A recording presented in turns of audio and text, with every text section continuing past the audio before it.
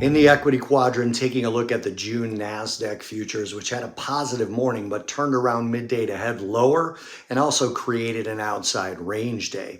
The high today was 20,133.75, higher than yesterday's high and up 1.29%. The low today, 16,678.85, lower than yesterday's low and down 0.99%. This created an outside range day, but also what seems like a negative close so far. So that outside range day may not indicate anything technically.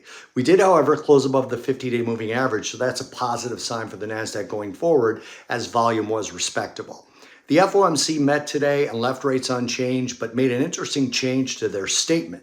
They made an indirect reference to the risk of stagflation possibly hitting the U.S. economy. Stagflation is an economic regime of high inflation and low growth, which complicates the Fed's job, as you might imagine.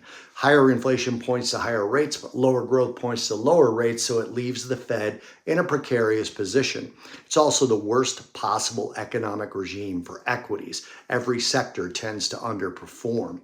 Fed Chair Jerome Powell classified the FOMC as well positioned to wait for clarity, which the Nasdaq didn't like because the Nasdaq likes lower rates.